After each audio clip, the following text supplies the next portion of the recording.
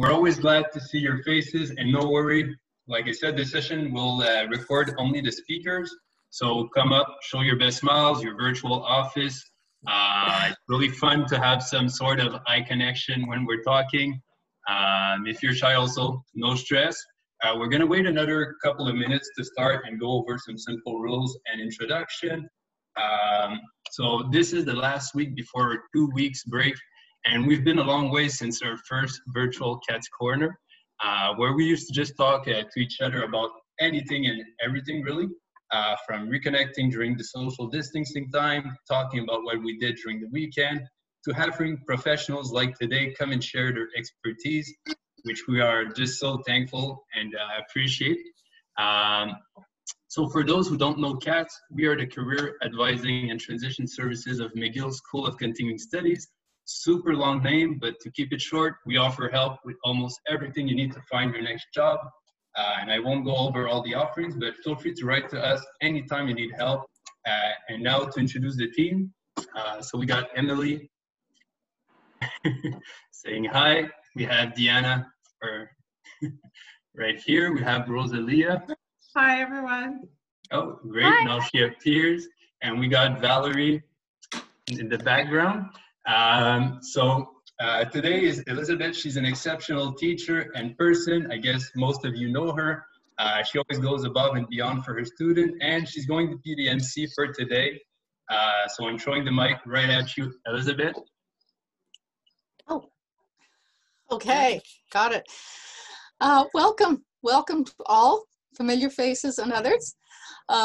What format we're going to take tonight is we have two special guests, Rhunah Soriano, who keeps changing place. Yeah, but we finally got her with the right name and the right picture. And Barbara Testigabo. Hey. Both are graduates of the program and former students of mine, which is how I came to know of their expertise. And their purpose here is to let you know what they've learned moving from classroom into the workspace, because it can be a bigger transition than many people expect. And they will also be sharing some advice about finding jobs and opportunities and about advancing their careers. What I'll do is I'll ask each of them 3 or 4 questions, not necessarily in order like that. We'll see how the conversation goes. I'll be asking them what they do now, how they got there, what they learned in the program that's helped them, as well as what advice they would have now that they've been working for a while to people who are just starting out in a PR career. So I will start with Barbara, that she was sitting here first, and I think when did you graduate? I think you graduated before Rhunah. 2014, I believe. And Rhunah, when did you graduate? I didn't. Remember? No. I put you on the spot. Never mind. That doesn't matter right now. Yes. Asking Barbara, Yes. could you explain to us what you are doing now in your career and how you got there? Okay, so I started after I graduated. I did internships in PR. So I did an internship with Grand Prix de Montréal. I did also an internship with One Milk, Two Sugar PR. So that's like a small PR agency. And right now, as of today, I'm doing social media for small companies, so small businesses. As a freelancer? As a freelancer, yeah. Cool. Rhunah, what are you doing with yourself? Oh, right now. Okay, so I have 2 jobs at the moment. Prior to that, I was doing events as my company. And right now I'm building a law firm from ground up. So I'm the office manager.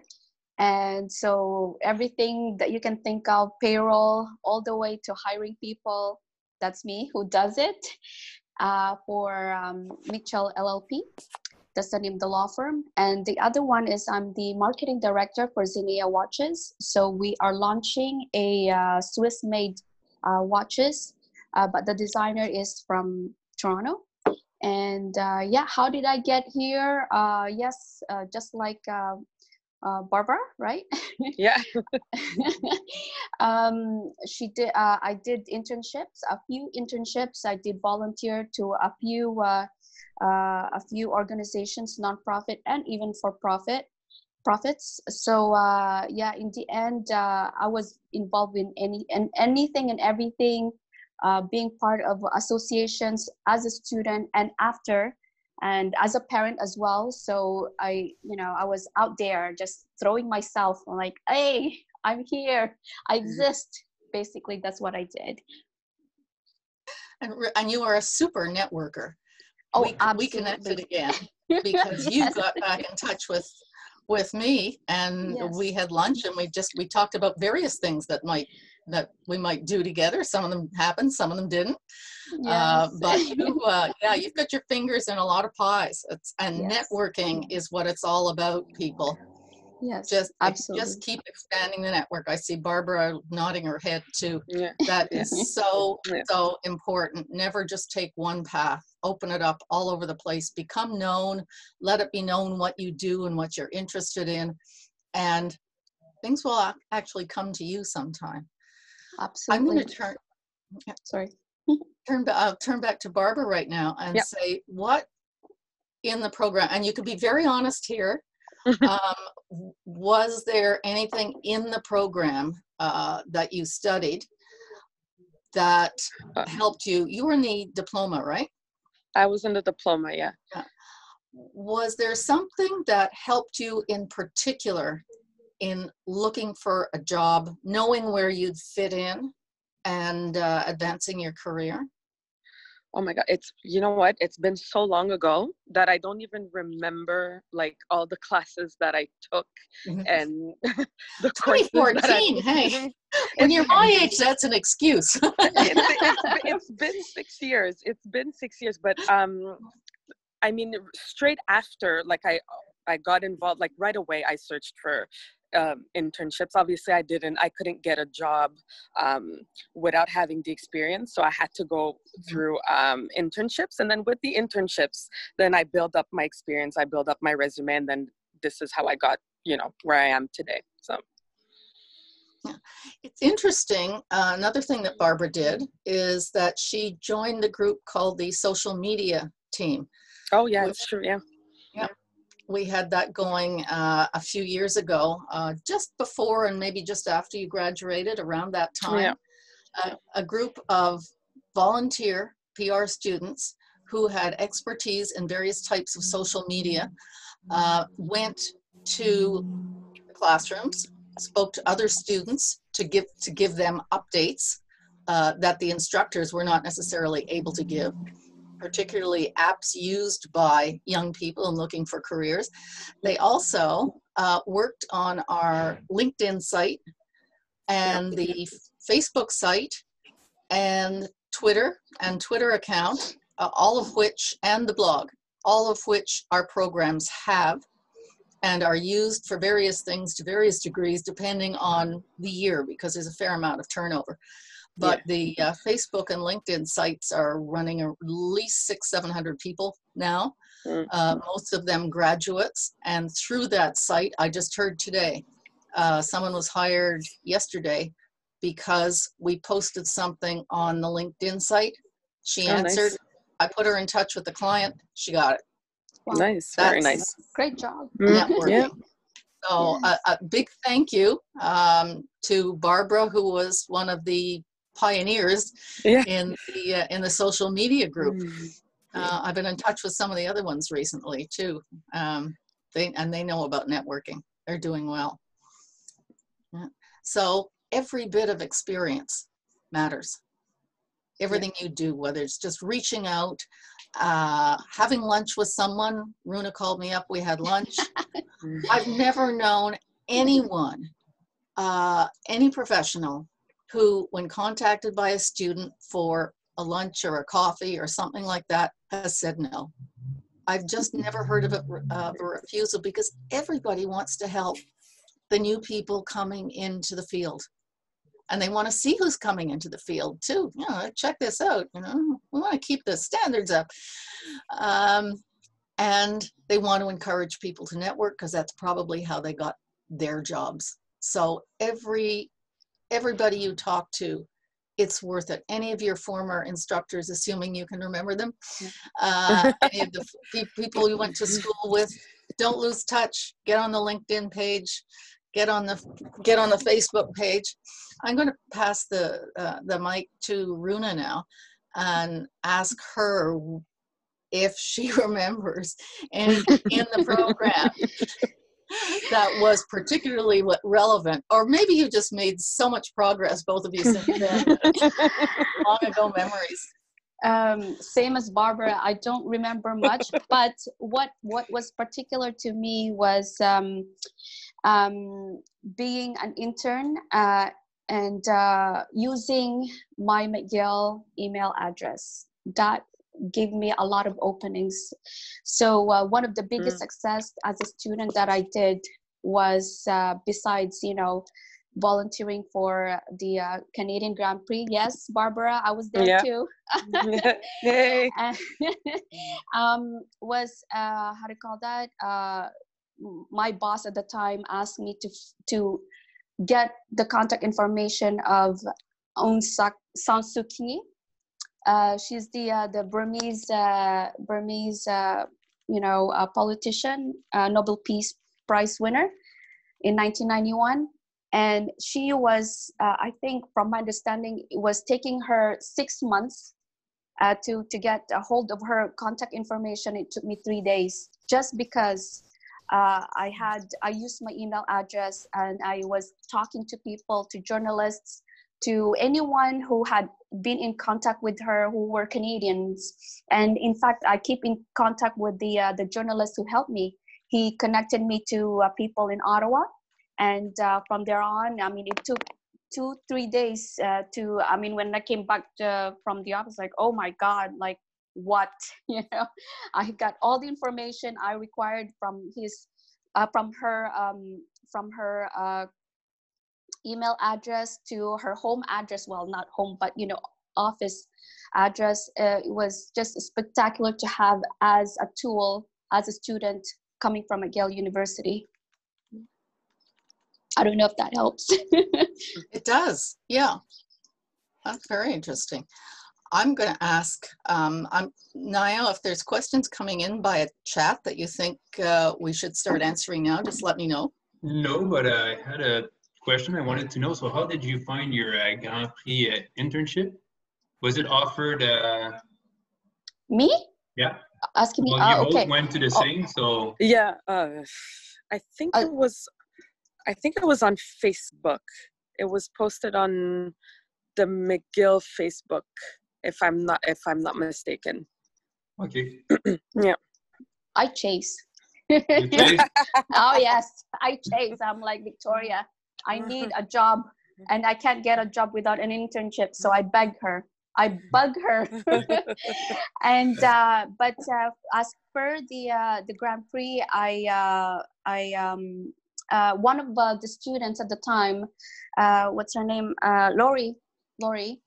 Her father was or is still a F-1600 driver and a journalist for La Presse. Okay, and she got a gig at the Grand Prix, so she asked all our fellow basically her classmates from all like across the PR classes to whatever she had at that time, and I was one of the people who responded, and I got in, and I connected. I went a little bit too far from that, because my connections now are not only from the Canadian Grand Prix but from the FIA, the Fédération Internationale d'Automobile. So that means the head of communications, which is Matteo Bonciani, well, former. He resigned last year, so and it's one of the reasons why I was able to cover the Formula One last year. Okay, fantastic. Thanks. I wanted to hear a little bit of that chasing story. And without wanting to take a lot of time, I know you put a lot of focus on networking. I wanted to know, Yes. What is your worst networking experience? So we all had some bad moments. Is there, like, people are always scared to network because they think it can always go bad. But if you have anything on top of mind, if not, we can come back at it at the end of the session. Okay, let's get back to that later. I'll get back to it, no problem. Because we always talk about volunteering at CAT, Yes.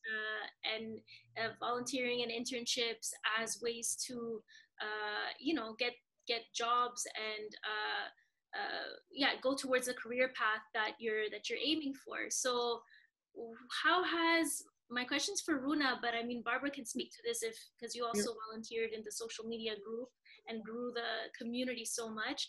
How has volunteering really shaped your career, if it has? Okay, so volunteering for me is very strategic. You know, they're using you strategically, so you have to use them strategically as well. So if you are volunteering for the sake of volunteering, you gotta, I mean, understand why you're there, because, you know, it becomes you're not getting paid, you're not getting any returns. You gotta think about the returns that you're getting out of that, putting your effort and your time. So when I was a parent volunteer, I made sure my objective was to speak for my son. When I volunteered as a committee member for the University Club Montreal, that's an amazing club, by the way. I'll speak to you guys more about it later if you want.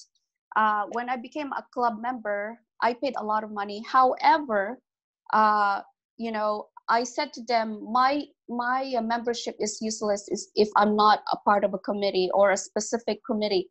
And so they said, okay, we'll give it to you. When you ask, they give. If they can't, then they would say, and then that's the worst case scenario, being rejected and hurting your ego, really. I'm joking, by the way.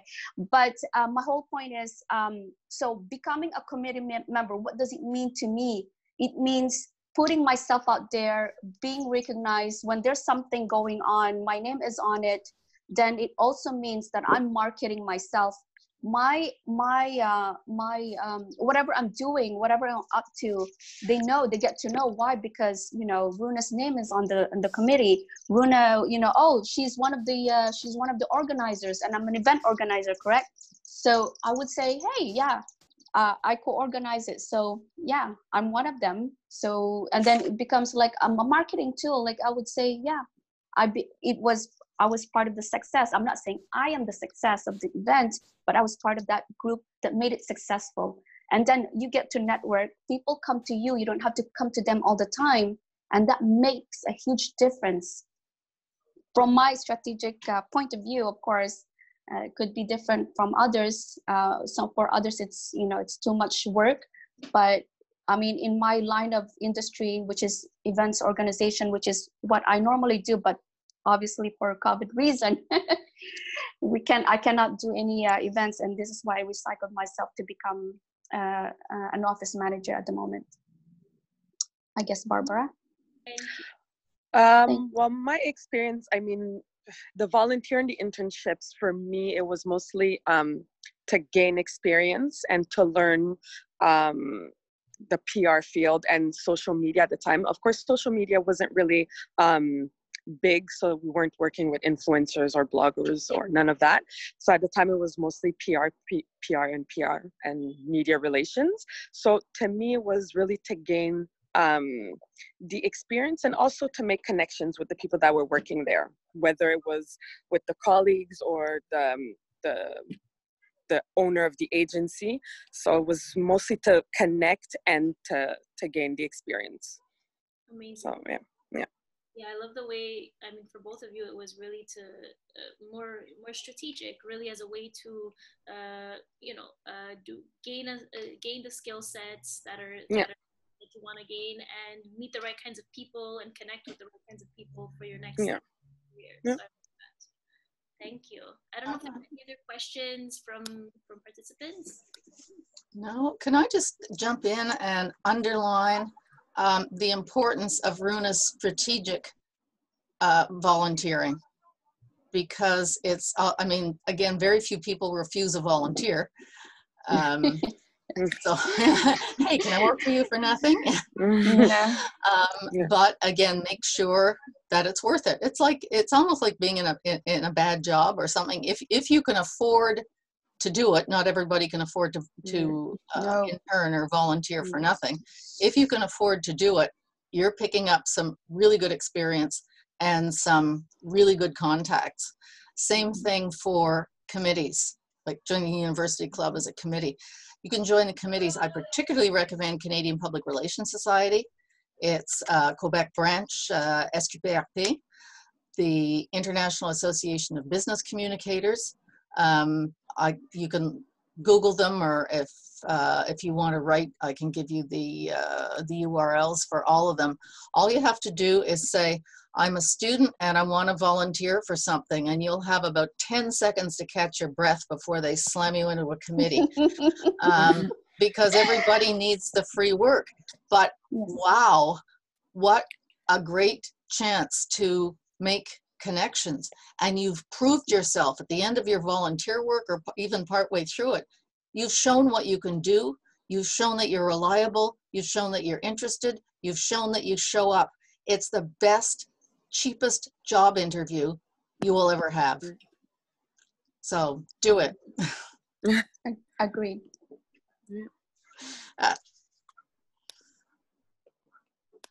You were going to jump in with a question, Naya, when I interrupted.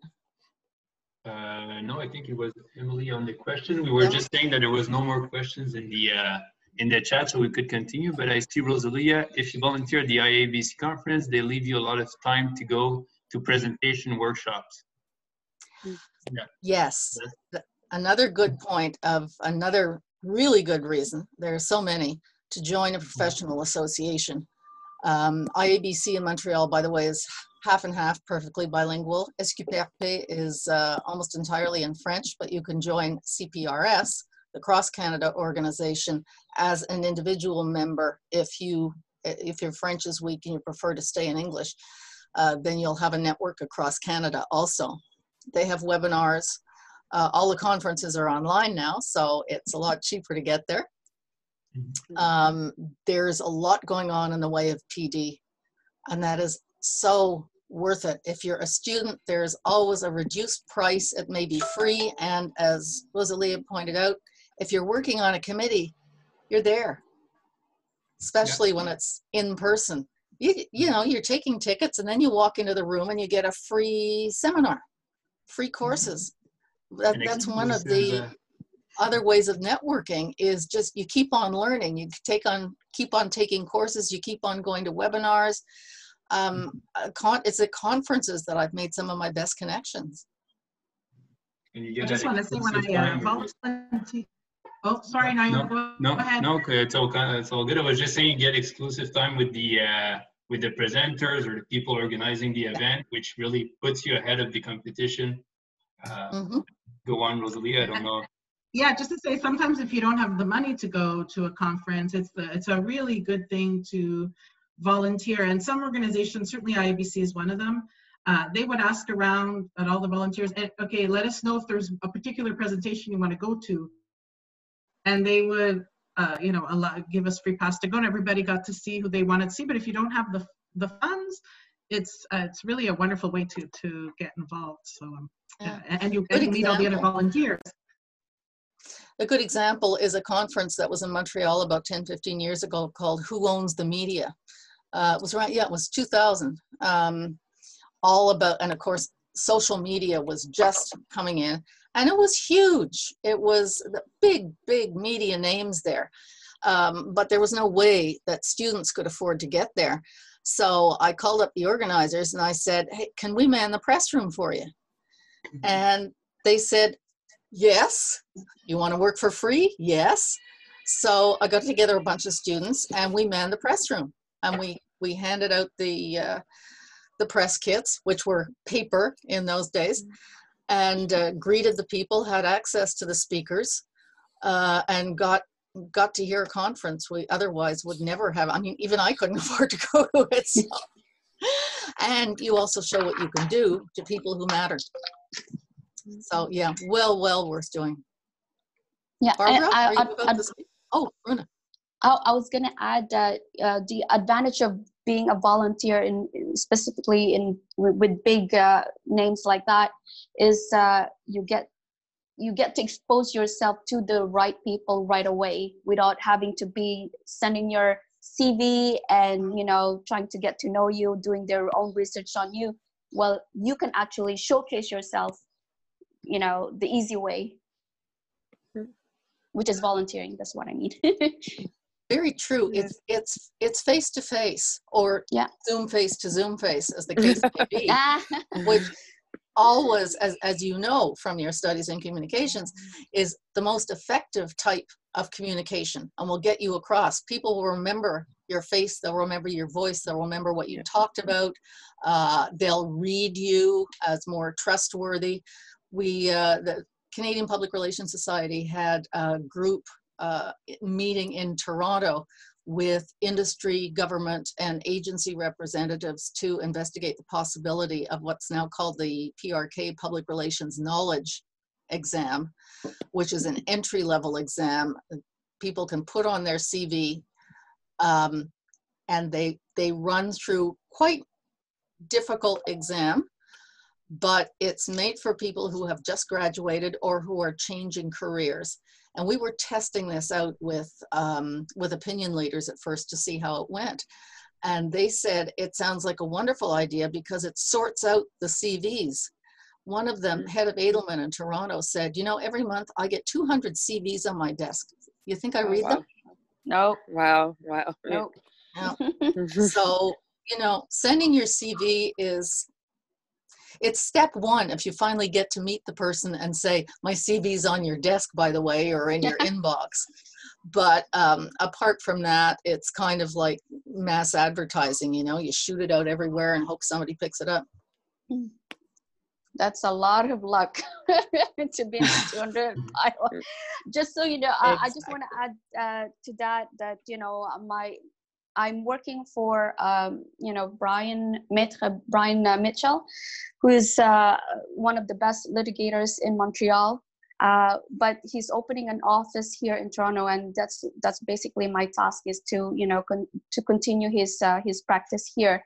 And I just have to let you guys know that I got the job because we used to be members of the Conservative Party of Canada. Okay, yeah, you heard, now you know my my political guilty secret is out. Yeah, but what's good about it is that both of us were members of the board, not only just members of the political party. And so he gives me even his social insurance number, just to give you an idea how much he trusts me. It's only because of that, the relationship that we built through this political party and continuous conversation about our, politics. So this is to give you an idea how important it is in finding a job. You could be the best in whatever you do. If you are in the pile of 200, CVs, it's useless. You have to know someone who would endorse you, or if you could endorse yourself, why not, right? That's the best thing. Yep. Is, you develop it, and guess what? If they see you with a lot of confidence, then they would assume that you are a very trustworthy person. And of course, that assumption becomes a confirmation once they actually tested that you are actually a trustworthy person. And this develops not in a month, not in 3 months, not in a year. It's in a couple of years. So it's something that you have to develop and keep developing until you actually earn that trust from that person. So I've known Brian actually for 2 years, if not 3.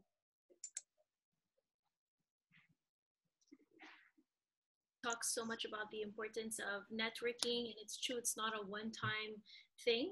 You can meet people at events or now online events, but it's really about building relationships and meaningful and doing investing your time in doing things that you actually enjoy doing, so that you don't feel like it's a waste of time. So having that clear, trying out participating in different events and workshops that truly interest you, so that it actually aligns to what you want to do, and you never know it.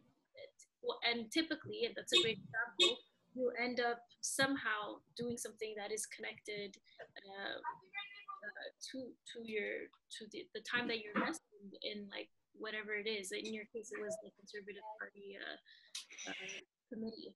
But that's so important. We talk about that so much. It's amazing to hear you talk about that. I had a question. I wanted to know, did you ever have a mentor?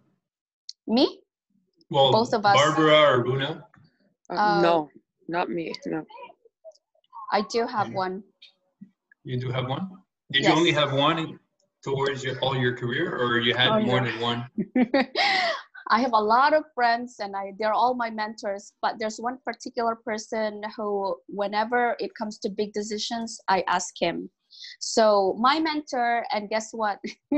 I met him at the University Club of Montreal. So we just started talking, and you know, each time I see him, you know, he's always happy to see me. He's always saying hi, and you know, and so we build that kind of relationship. And so he owns a company. It's called the Van Berkom and Associates. So it's in finance.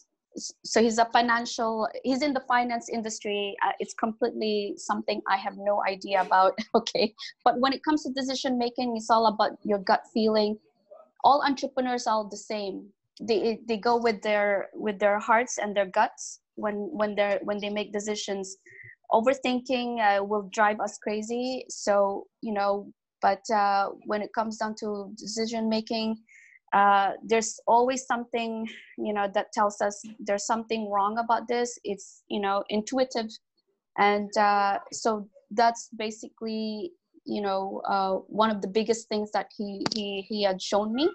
But like I said, I met this person, you know, through the club. Thanks. I'll definitely join the club after this. I see a lot of value. Yes. I don't have any sides, whether I'm liberal or conservative, but I'll look into that. Thanks. It's not political party though, that one. It's a how do you call that? It's a social club. Okay. Nice. Yeah. Mm-hmm.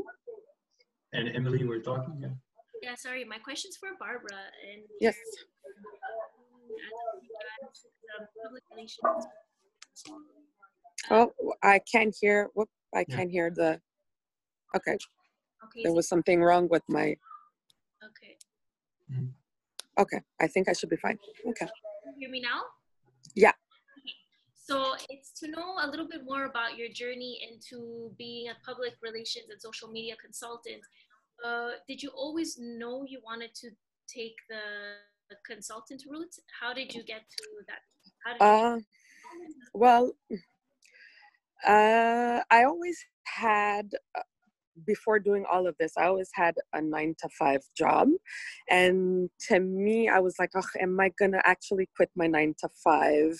And the thing with PR, what it was, there was no like advantage for me. Like there was no insurance. Some of the agencies didn't have any like insurance, didn't have any of that. So I was like, oh my God, what am I going to do? So that's when I said, okay, maybe if I can keep my 9-to-5 and then do PR and social media on the side and then just work my way through that. So, and that's exactly what I did. So after all my internships, then I had like contracts, like 3 months contract, 6 months contract. And now I can actually work on my own. The only thing is, and I always say this, I never actually quit my 9-to-5. They modified my my job title because obviously now you know, social media is big. Everyone has a Facebook and Instagram account that they need to assistance with. So I actually take care of their social media accounts. So. Oh, fantastic! Yeah. That is that's with another. Sorry, I didn't know about. That's another company that you're. Yeah, I do it with la Ville de Montréal. So it's with les bibliothèques de la Ville de Montréal. So yeah, so it's with the libraries of Montreal. So. Very Yep. nice. Yeah. How hard is it? So I guess like now social media is a big thing. How competitive is it? So do you have trouble finding new clients? Is there so much demand that you can kind of pick and choose? Yes, well, there is, well, right now I'm actually doing, I'm doing the libraries, and I have two other clients. But again, the demand is high, and especially now it's weird during COVID. For some reason, the demand was high, and I did actually work during since confinement up until now. Like I had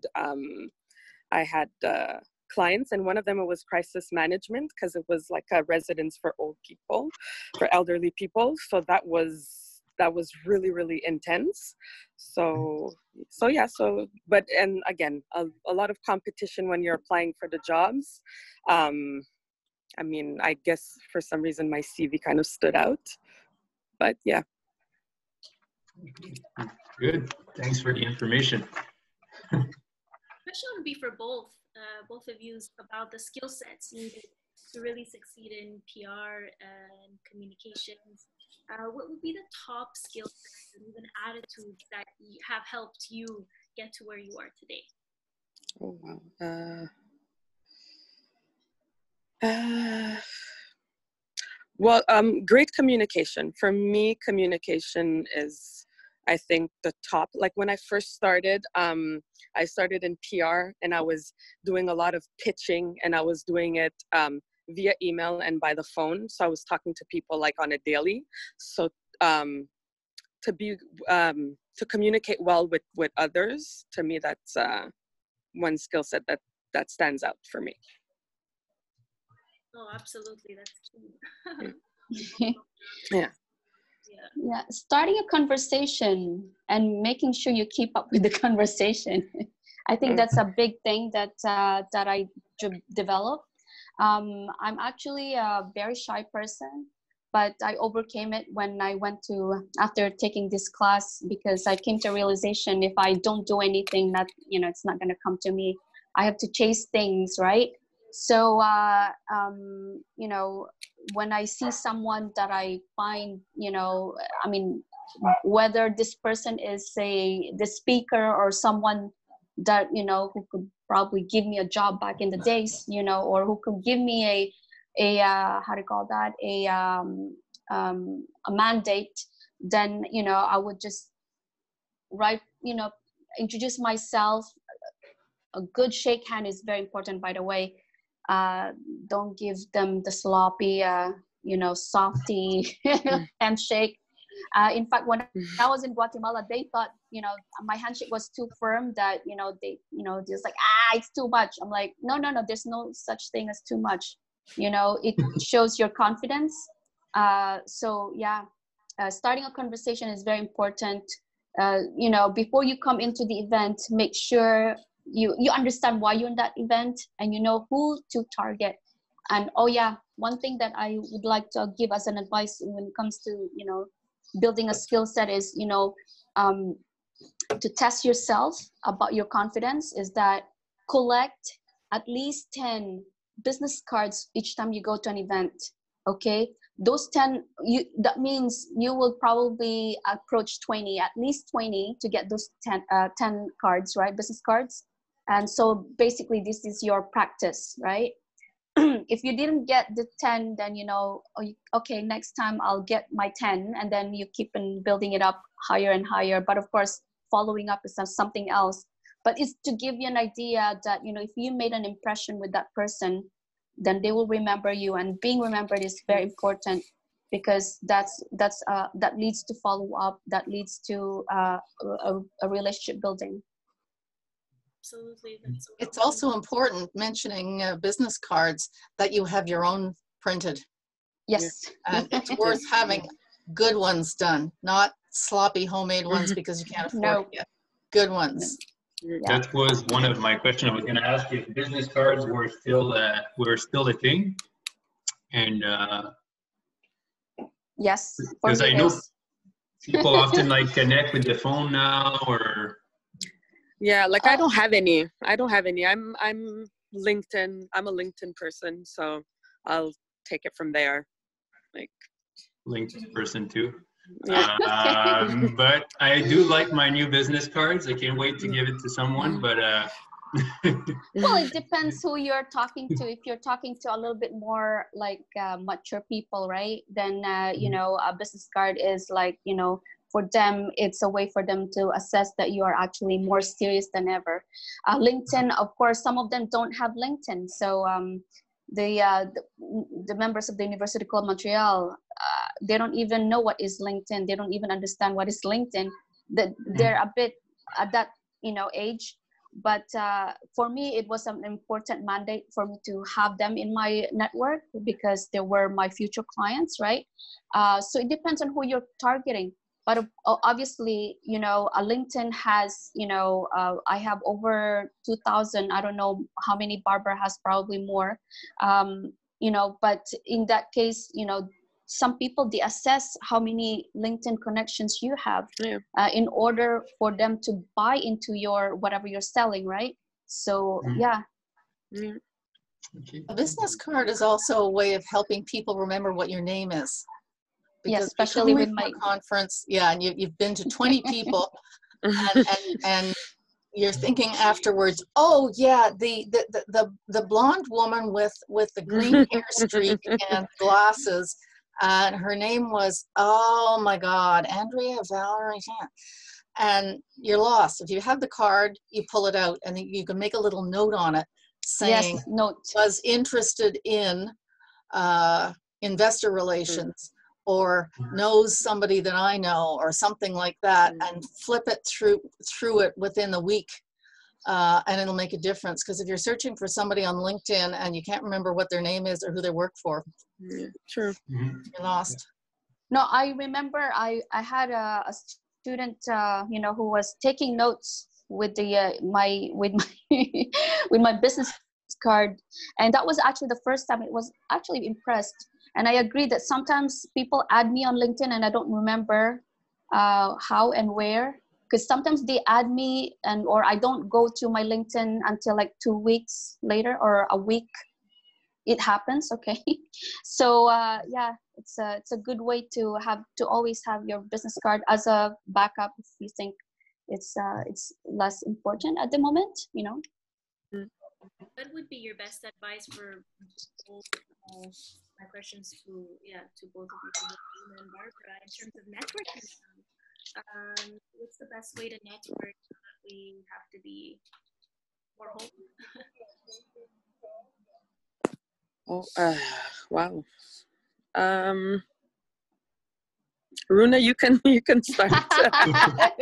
Okay, sure. All right.